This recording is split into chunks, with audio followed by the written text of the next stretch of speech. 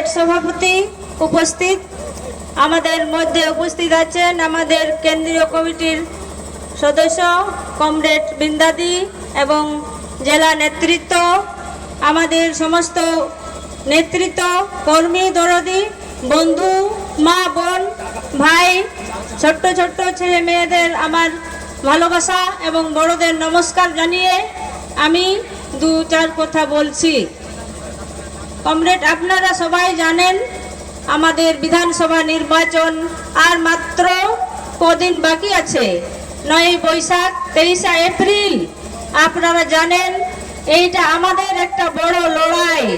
এই লড়াইয়ে আমাদের যে অধিকারের লড়াইয়ের সুযোগ এসেছে, সেই সুযোগে আমরা এই দুই সরকার, কেন্দ্রে বিজেপি সরকার এবং রাজ্যে মমতা সরকার, এদের দুজনের সেটিংয়ের যে বিরুদ্ধে আমাদের এই লাল ঝান্ডার লড়াই আমরা চালিয়ে যাচ্ছি এবং এই লড়াইয়ে আমাদেরকে জিততে হবে, এইটাই আমরা আজকে শপথ নিচ্ছি। এবং গ্রামে গঞ্জে পাড়ায় সমস্ত কর্মীরা কাজ করছেন, দিন রাত কাটছেন এদের চুরির দুর্নীতির বিরুদ্ধে।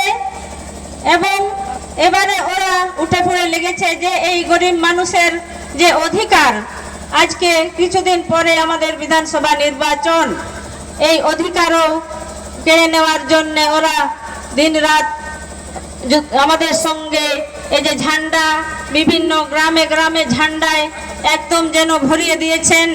ওদের এইগুলো সব ওই দেখে বিভ্রান্ত হবেন না, কেননা ওটা চুরির ঝান্ডা। বড় ঝান্ডা, ছোট ঝান্ডা, আমার আপনার সমস্ত ট্যাক্সের টাকার ঝান্ডা।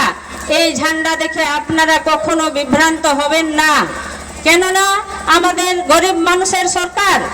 আগে যে কি ছিল, বামফ্রন্ট সরকারের আমলে আমরা যে অধিকার পেয়েছিলাম, বিশেষ করে মা বোনদের বলছি, সম্মানের সঙ্গে আমরা সমস্ত জায়গায় আমরা হাঁটতে পারতাম। কিন্তু এখন কি হয়েছে, কত নারী নির্যাতনের মধ্য দিয়ে একজন মহিলা মুখ্যমন্ত্রী হয়ে আমাদের নিরাপত্তা নেই।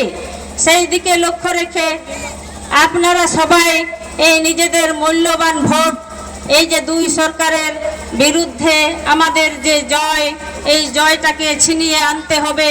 এই লাল ঝান্ডা, কাস্তে হাতুড়ি তারা চিহ্নে ভোট দিয়ে সবাই আমাকে বিধানসভায় যাতে পাঠিয়ে দিতে পারেন এবং আপনাদের হয়ে যাতে আমি লড়াই করতে পারি। গরিব মানুষের লড়াই, এই 100 দিনের কাজ, স্কুল, ছেলে মেয়েদের এই সৈন্যপদকে নিয়োগ করা, সমস্ত ব্যবস্থা আমরা করব, এই শপথ নেব।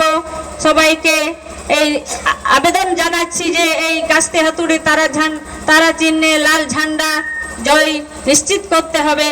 আমি যাতে বিধানসভায় যেতে পারি, সবাইকে আবেদন রেখে আরেকবার সংগ্রামী অভিনন্দন, নমস্কার জানিয়ে আমি আমার কথা শেষ করছি। ইনকলাব জিন্দাবাদ।